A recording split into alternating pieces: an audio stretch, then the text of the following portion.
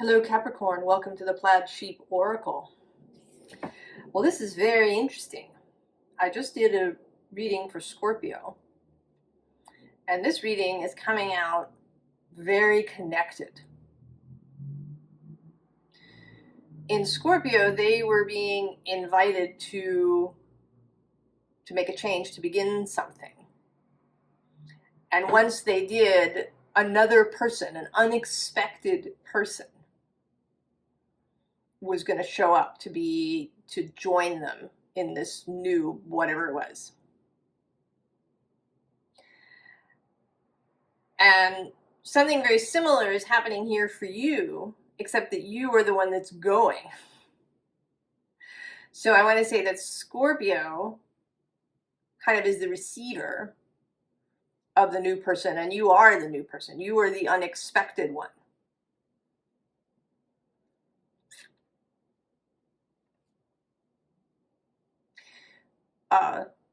And in that reading, it would the two people, the Scorpio and the unexpected one, were both kind of coming from a similar place, and that sort of is true here. So what we have here for you starting is this focus card. But rather than being a focus card, I am seeing this wizard as someone or something outside of you. That this, right? They are, and it's not a person, I should say.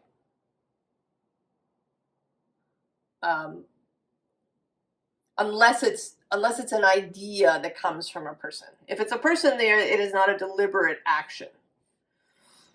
You know, somebody who says something to you, or something that you read or see. But it's feeling more like maybe your own soul or one of your guides. Or maybe something that happens, an event or something that you see or read that's initiated by energies, astrological energies, perhaps. But there's some sort of new idea. And more than an idea, it's a new, kind of a new mental paradigm, I want to say. I'm having trouble thinking of a way to describe it. A new way of seeing things, maybe a new idea about yourself. It's bigger than just an idea. And we have here the daffodil fairy with beginnings. And then interestingly, we have this frog spirit of renewal and also transcending. So whatever this is going to be revitalizing to you.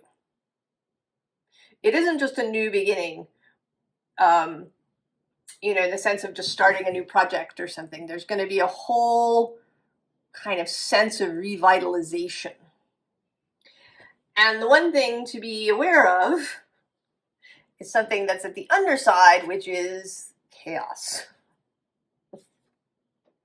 So there is also this figure in the back of this card he's about to throw this lightning bolt. And I kind of see these two as the same character.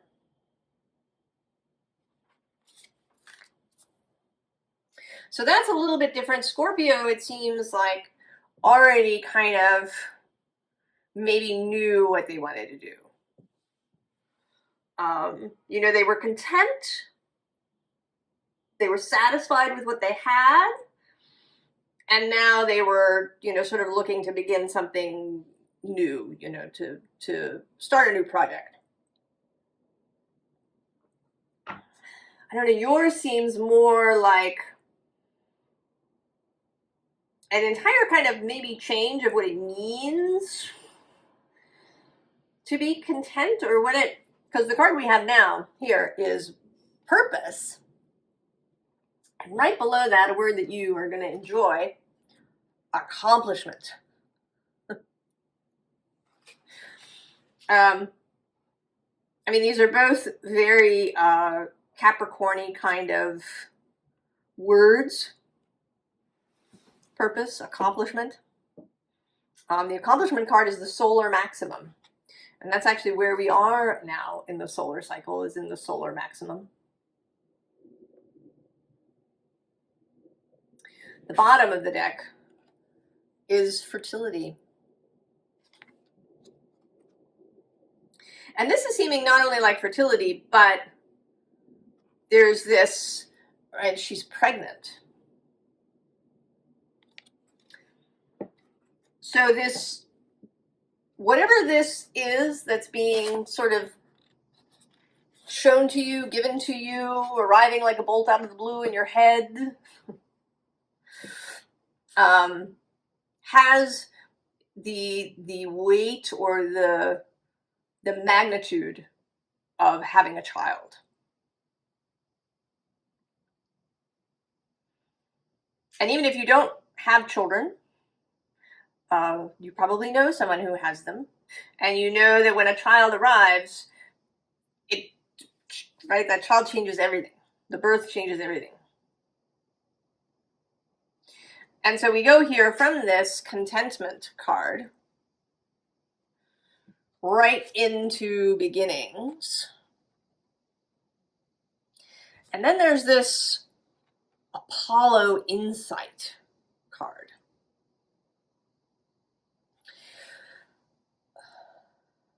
And I think that he and this beginnings are sort of concurrent.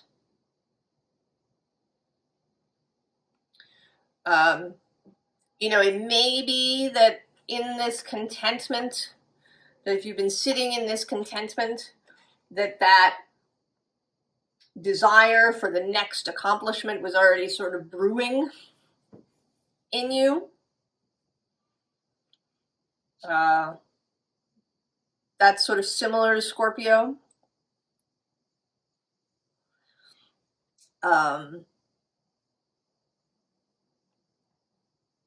So the beginning, you know, the first stirrings, you know, it's like that saying that I think I'm mangling, that inspiration comes to the prepared mind. So you are already in alignment, right, in vibrational alignment with this new beginning, this new change that's happening.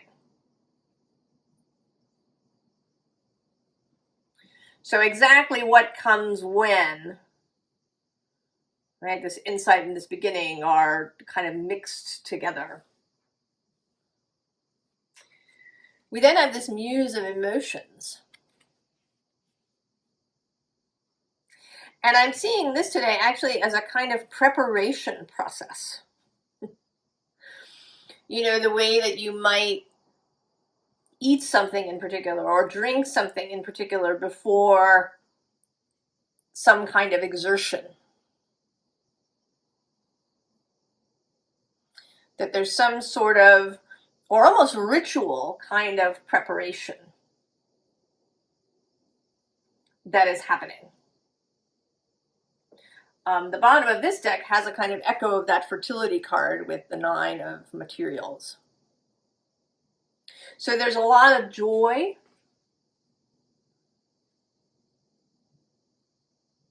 There's a lot of enthusiasm. And there is a seriousness to this. Although the next card is the Fool, I find this Fool to be, at least today, she seems very purposeful.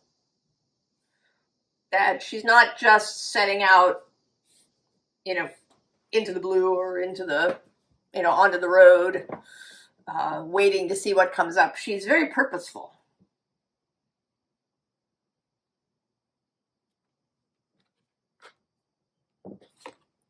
And then the Muse of Voices.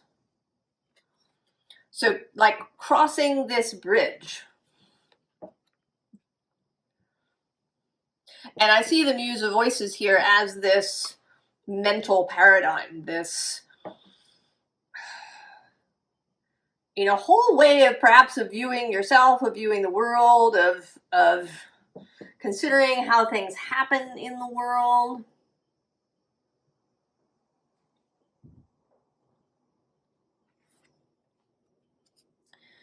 Because we come out the other side, you've started as a fool and you come out as this strength character. You're in your red dress.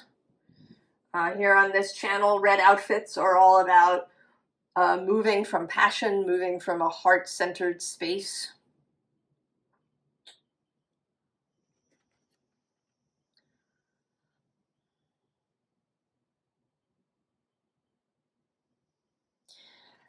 And there's something, I don't know, there's something about the lion that's relevant here. Not actually in a Leo way, but in the lion as companion, the lion as that which gives you stability.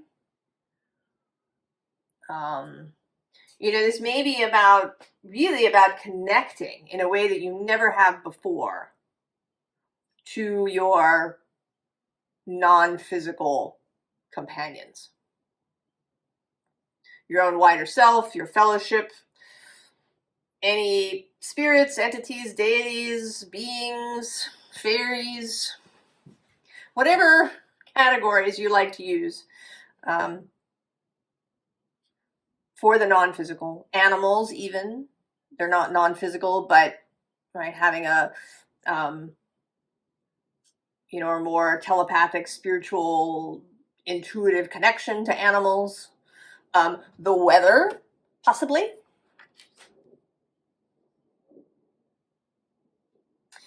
And there's something about that here with this 5 of voices.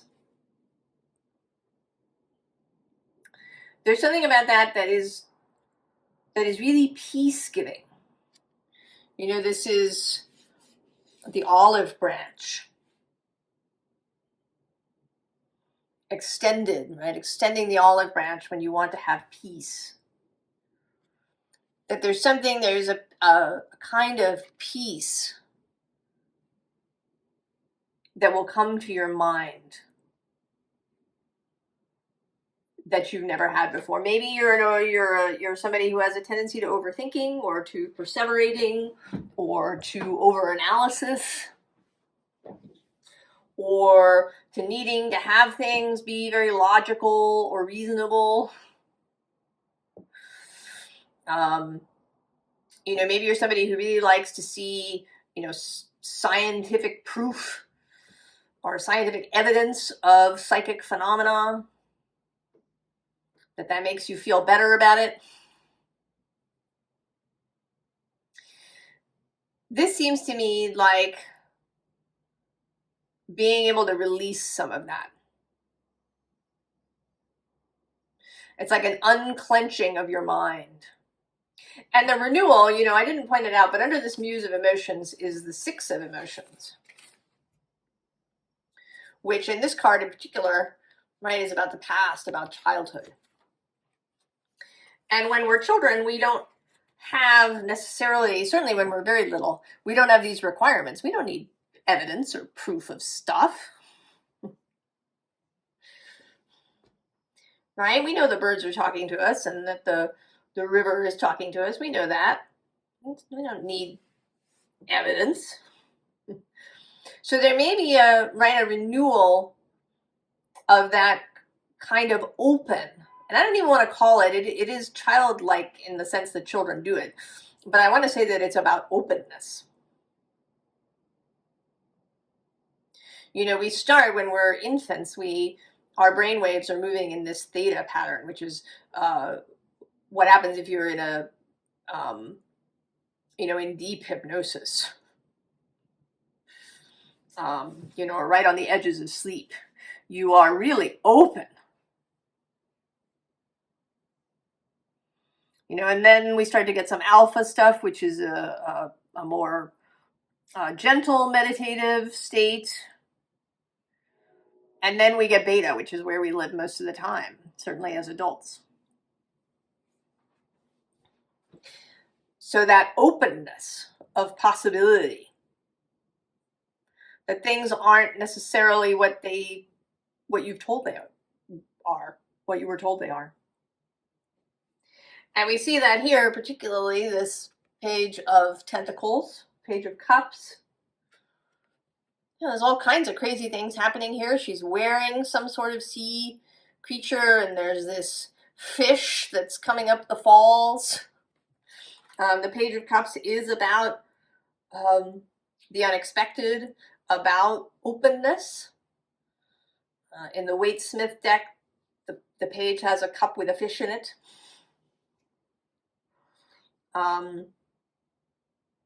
Information coming in dreams. The pages are messengers too. It may be that you've been having dreams about this. Maybe you've been having dreams about Scorpio, whoever that is. If you are Scorpio's other one.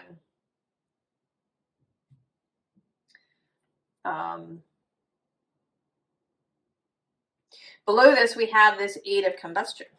And here too, not so much about the Eight of Wands, but this spectacle, you know, of going and watching fireworks and you know, that it's fun, and to see, you know, magical things, and to just accept them as real.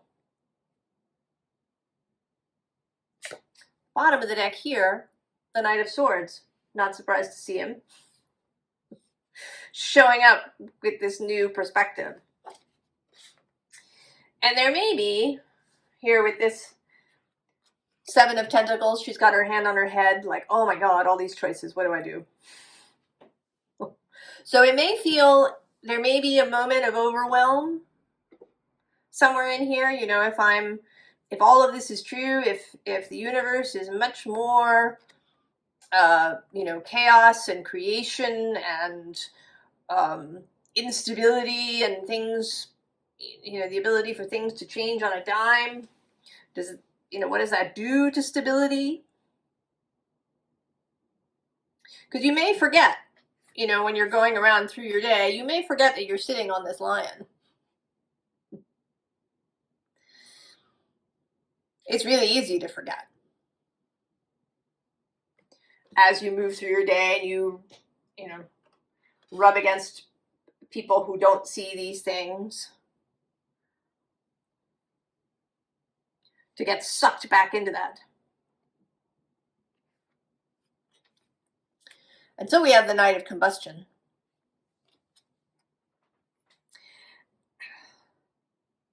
And this does feel like another person.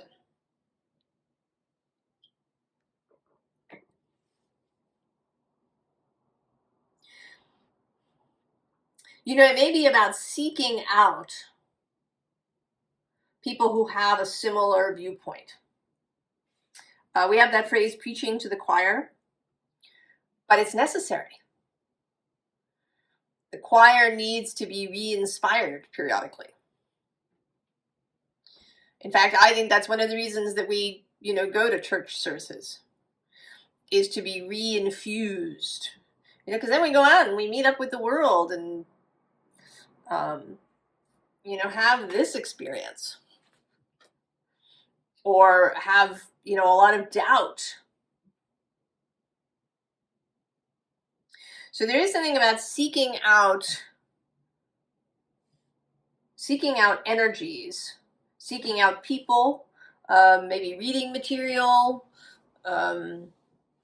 places that you go.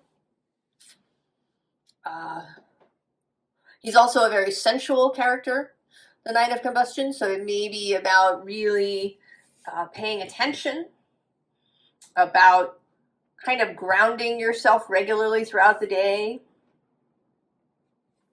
really, you know, pulling yourself into the present, feeling your feet on the floor, your butt on the chair, getting up and walking around,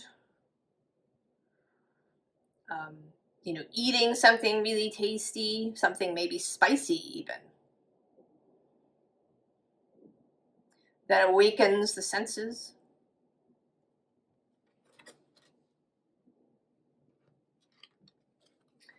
And then the King of Aether, who, I mean, he does seem to have some things in common with, right, with these dudes.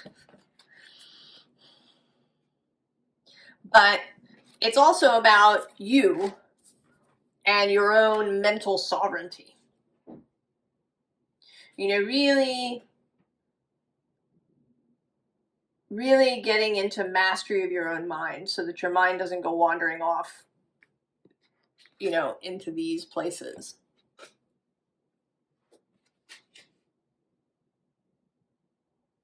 So this is kind of a, right, it's sort of helpful things when you're feeling, you know, if you're feeling wobbly about this whole process. And then this row feels very much like this connection with this other person who may be Scorpio. You know, I don't, although I use these zodiac signs for the readings, it's really more about an energy than it is about anybody. You know, I don't say that you need to have Sun, Moon, Rising, or Venus here for this to be your message. You could have no placements at all in Scorpio except a house placement, or in Capricorn. Or your person could have no actual placement in Scorpio, but who is resonating with that energy that is Scorpio at the moment. That Scorpio is feeling through the movement of planets and all the other signs. And the same may be true for you. You may or may not have a planet or an angle in Capricorn. Or it might be something, you know, maybe it's an asteroid. Maybe you have Vesta in Capricorn. But there is something here because we have this wish upon a star. And this actually feels like that other person.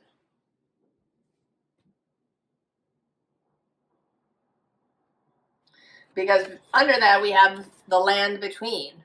So there is somewhere that you're going to meet. And at the bottom is tender embrace.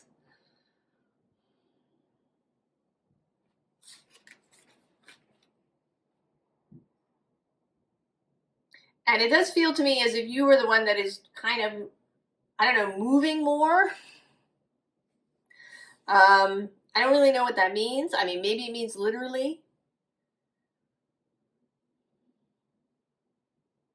That you go somewhere, that you travel somewhere. Maybe you're the one changing companies, if that's what's happening. Or changing professions, and you know, you've decided, I don't know, to become a massage therapist. And Scorpio is already involved in that, and so that when you go there, you meet up with Scorpio. But they have wished for you. And when you come together, we have waking the lion.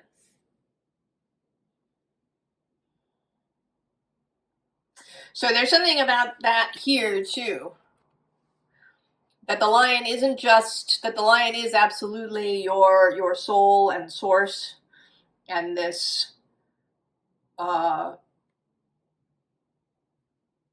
this non-physical support and guide. But there's also something about this other person. That there's something about it, that it's a partnership.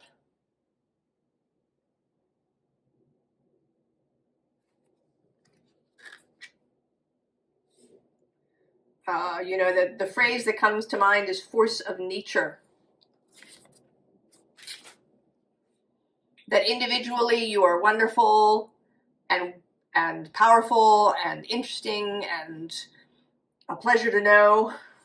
But when you come together, you are like a force of nature. Right? Here you are again, kind of together in this magical way.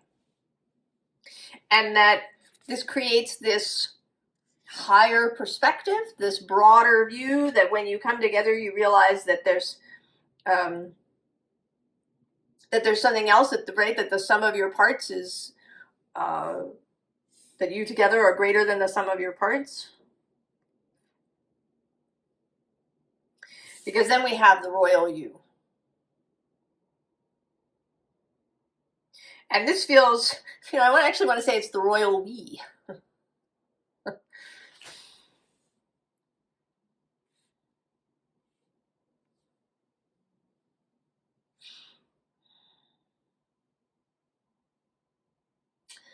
So Capricorn, I mean, we've had some advice, but formally, we have you here, 10 of Pentacles. You're content, but I want to say that you want to jump into the flower. Below you is this Knight of Wands reappearing.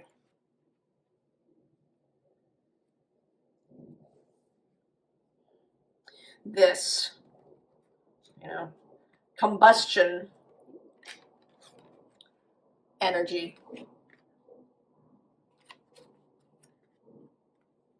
The bottom of the deck is the Magician. And here I want to say that this is, right, I mean, we have this Wizard of the Woods. And so there's a sense that this is that energy of the Magician, but also that you are the Magician. And next to the Magician under the deck is the Queen of Pentacles, who is your court card. There's actually not a lot of earth happening here. There's this 9 of materials, also bottom of the deck. There's this 10 of Pentacles. It's the one thing that's sort of up and out. And then this Queen of Pentacles and kind of this, again, fertility. So the earth is kind of, I don't know, it's like under the surface. It's the secondary thing. It's not beyond the Knight of Wands. We have the Queen of Swords. So there's really something here that is air and fire lead whatever this is. Right? Apollo is a god of the sun. Aurora is a goddess of the dawn.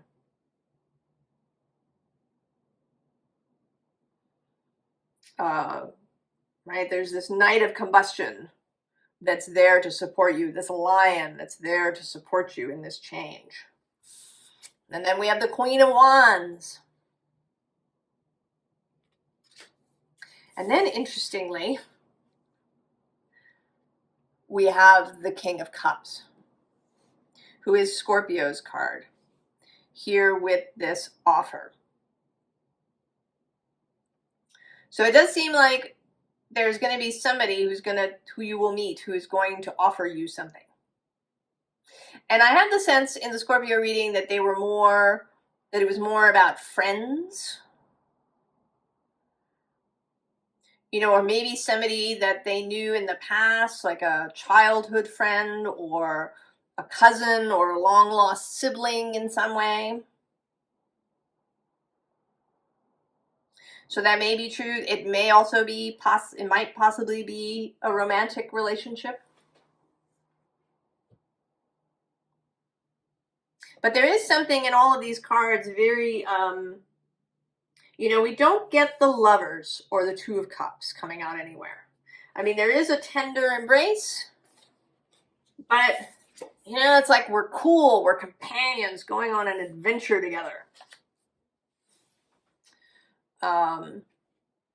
So I do think that whoever this person is, that probably it is a new friend or maybe a reconnection from the past. And then, and we had this kind of in the Scorpio reading, a pairing. We have this High Priestess, who interestingly is modeled on Catherine the Great. The quote here that's kind of wrapping around her wrist is about how she, you know, she's kindly and she, you know, she wants to be kindly, but sometimes she has to, right, she has to do things as an empress. And there's this Judgment. And I kind of want to say that you are this Catherine the Great character. And then maybe that's been something. Maybe you've thought that being successful, or, you know, or being stable, that having stability,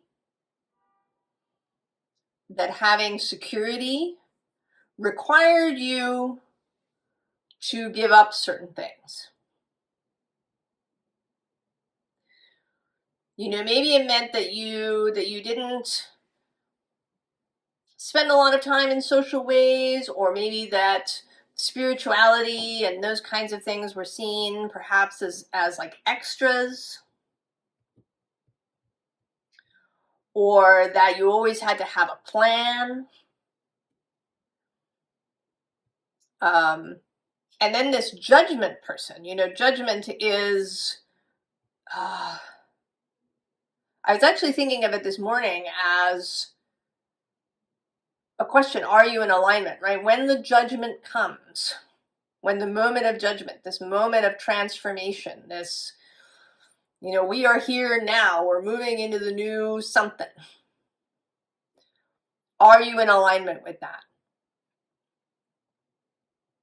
And so this, I feel like this Judgment person is this Scorpio character. Judgment is kind of associated with fire.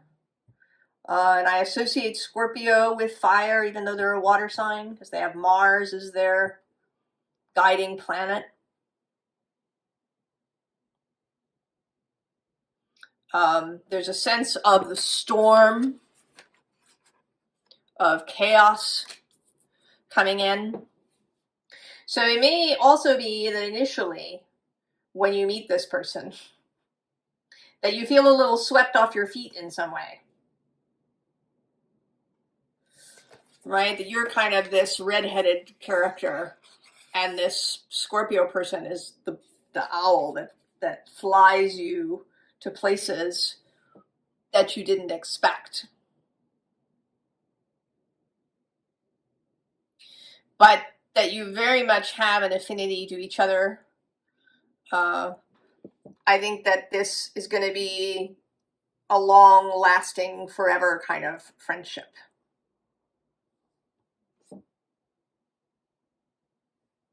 For you that, you know, maybe you didn't expect.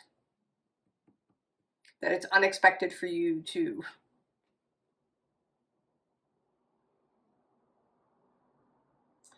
Oh, Capricorn. I hope this is exciting for you. That you can feel that energy rising. And that you really enjoy yourself on this journey. I wish you the very, very best, and I'll see you next time. So long.